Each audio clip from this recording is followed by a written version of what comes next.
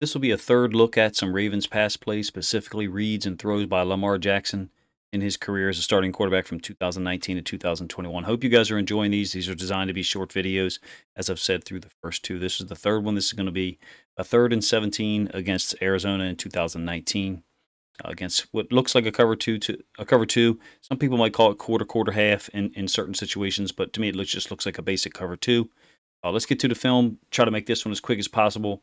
I'd like to get through as many of these as I can in the first week or two of doing this concept type videos. There's been some positive feedback. If you have anything you think I should do differently or add to it or go deeper into certain elements, let me know. Ravens are in the empty. It's 3rd and 17. You can see the line, the yard to go here is the 35. Mark Andrews is going to catch the football. He's the slot to the 3 receiver side. We'll let it run a couple of times, and then I'll try to break it down for you guys somewhat. Even let you see the end zone angle. There is a fumble at the end of this play. It was ruled a fumble. I believe it was reviewed and determined to be a fumble. There's Andrews in the right as the slot. You can see there's 2 inside backers for Arizona playing with some depth because it is 3rd and 17. It's not like they need to line up at 4 or 5 yards. They can line up deeper. And the throw that just barely gets over one linebacker, meaning this guy, to the left of another linebacker, and then in between the 2 safeties. A beautiful throw. You know, this guy could maybe this guy could have played it a little better in terms of being that middle of the hash cover 2 linebacker. But I thought it was a beautiful throw by Lamar, and most people did too. So let's talk about it for a moment. 3 receivers to the right, 2 to the left. It is a cover 2. This is the linebacker who's going to drop back. So typically with a cover 2 with the Mike linebacker, he'll be turning his back and he'll be running between the hashes on an inside hip of the receiver who's running a vertical from the side with most receivers. And he's normally responsible for, you know, this area in between here. So about that much width, give or take some. And then these safeties are going to split and be somewhere near the top of the numbers. So when I say the top of the numbers, top of that 4, top of that 0, they're going to end up somewhere around in there. To the 2 receiver side, this corner does kind of get off. So a friend of mine did call this quarter half at one point in time.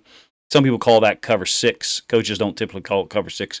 So quarter half is what we would refer to it. So what we mean is, and this guy does not have the depth of this safety at all, but quarter half would be, you know, he's responsible for this 4th. And this guy's responsible, and I don't actually think this is necessarily what it is, to be honest with you.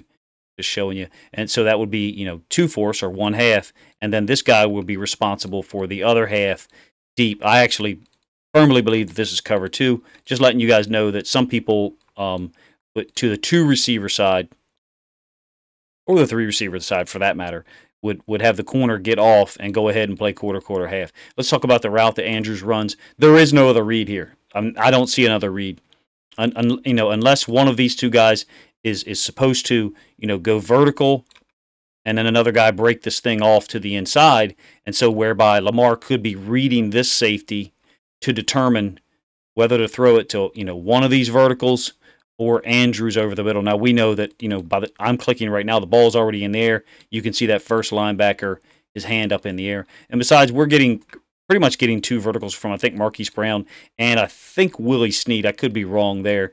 You don't see them from this end zone angle. It's not, maybe it is Snead. I'm not sure. And end zone angle one more time, and we'll stop it a couple of times. Another thing about a cover 2, so you can see this guy turning his hips. You can't see their whole body.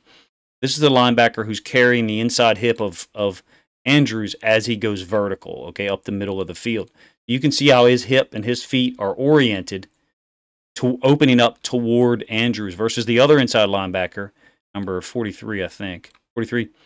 Watch his feet end up, you know, being square still, because he's at the top of his drop, essentially. The top of his drop means about as deep as he's going to go, while this linebacker is going to continue carrying 3 vertical to protect in between those 2 hashes.